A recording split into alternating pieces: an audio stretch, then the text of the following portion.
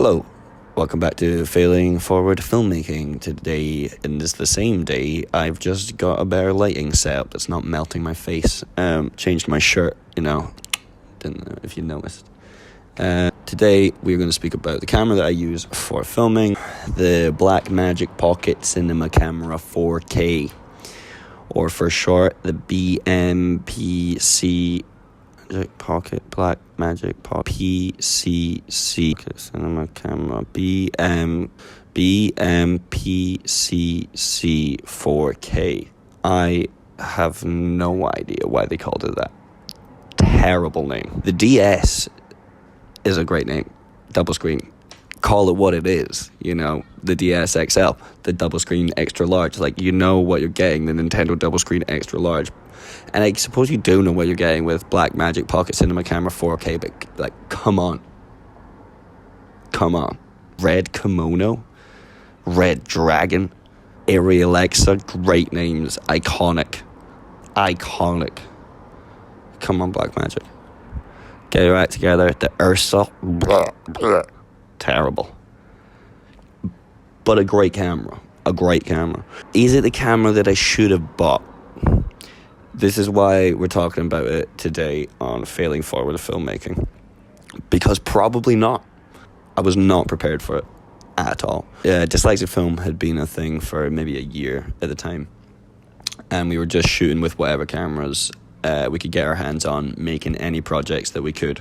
Maybe like iPhone 8s with the little fisheye lenses, just anything we could get our hands on. Came into a bit of money at the start of lockdown, so it was like, what are we going to do with it? Where are we going to put it? Impulse, saw a camera, saw the stats. We're not talking about the stats of the Blackmagic. It shoots in 4K and it shoots in RAW. It looks great. The colors in it in particular are unreal. That's what takes it above your DSLR that is around the same price margin. So there's no stabilization, no inbuilt stabilization. If you're not prepared for that, it's not going to go good for you. Because also the Blackmagic Pocket Cinema Camera 4K is a stupid shape. So it doesn't fit on a gimbal properly. You need counterweights, and then you've got to relearn how to actually balance the gimbal with the counterweights. So an annoying process that could, take maybe 5 minutes just setting it up with a DSLR is now upwards of 15 minutes, playing with it. And I've practiced so much trying to get it down. I can't really get it set up under 10 minutes with the monitor and everything. And I'm using a Weeble S by June. Great gimbal for the Blackmagic. Not good. Buy a Ronin. Okay, so you need a cage for it to be operational, because you can't just stick a normal SD card in there. You gotta stick a super fast SD card in there.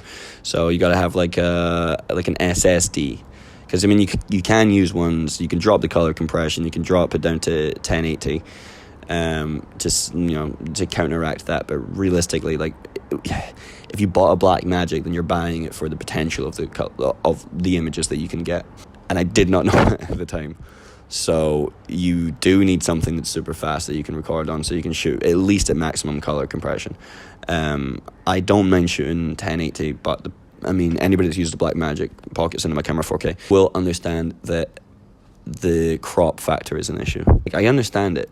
I just don't understand why it wouldn't happen on other cameras. I don't understand what the deal is with this camera, why it does it. It makes sense because, realistically, if you shoot in 4K and you drop it down into 1080, it just takes into the middle part of the screen. And I'm exporting at 1080 every time, so it's good in the sense that you also have more versatility within your shots and lenses. Yes, you can shoot in 4K and always have the option to do that in post, but sometimes when you just put it into 1080, it changes the shot, changes your whole dynamic of your image, and then it adds something that you might not have even thought to do before. Failing forward filmmaking.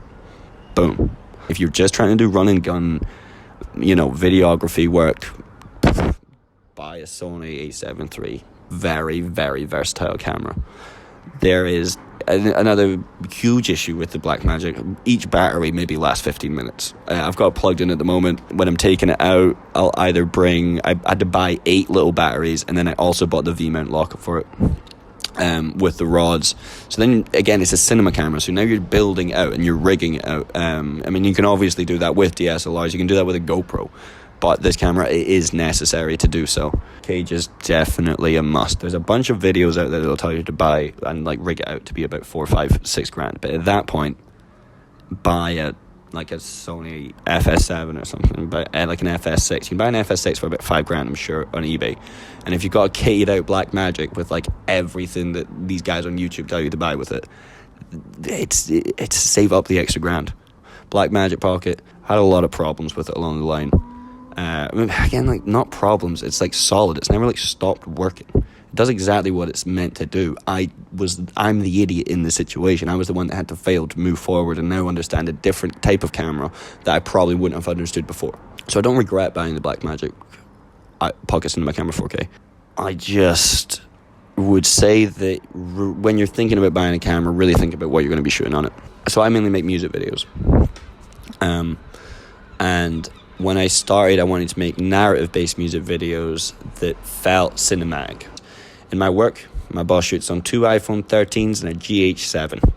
And those images from the iPhone 13s with the lenses and with the polarizers and the NDs come out amazing. If I was going to buy another camera right now, probably take the iPhone 13. It's hugely versatile. It's lightweight. You don't have to spend another 400 or 500 quid on a gimbal. Or maybe like $120 for a good one. When you just want to like chuck it somewhere, have it somewhere high up, and you're going to get insane quality. And it's like that's 10-bit. And we weren't going to say like all that, but that does shoot 10-bit color. It shoots 4K.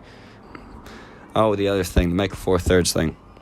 Micro Four Thirds to do with this is regarding the sensor and the mount. So most people, what they do, they buy the Blackmagic Pocket Cinema Camera 4K, and they put a speed booster on it. A speed booster is essentially an adapter. That's what it is. People say it does other things. It does let more light in, hence the word speed booster. But it's an adapter. So you get, Micro Four Thirds to EF, which means that you can now get all the Canon lenses or the lenses that are EF Canon mount and attach them to it. And then maybe it gives you like a half stop more of light. Now, that is annoying because they're like 500 quid. It's like when you're talking about buying cameras, you don't really think about a speed booster. I mean, clearly, I didn't. The speed booster would be nice, and I do feel like that's the next big investment on the rig. The way that I've counteracted that is I use vintage lenses with an adapter. It means that a lot of the stuff that I shoot is pretty soft, and I've got to sharpen it in post. It's good because it's cheap, but the main problem with it is that I'm shooting on a 28mm right now. That 28mm is now pulling out to be more like a 60, a 55, maybe give or take, because there's that much space in just the adapter ring, because there's no glass in it. The speed booster obviously has glass in it. There's just extra space now in between the camera and the sensor, so that's doubling the focal length, roughly, and also taking away a stop of light. So that's an f2.8. Now it's an f3.8. Blackmagic Cinema Camera Blackmagic Pocket Cinema Camera 4K. Great camera, not very versatile. People say all the time, but the best camera is the one you got on you. Some of the coolest footage I have is from an iPhone 8. Blackmagic Pocket Cinema Camera 4K. Maybe buy it if you want to. Check it out. Have a go. Rent one. If you know someone that's got one, do that.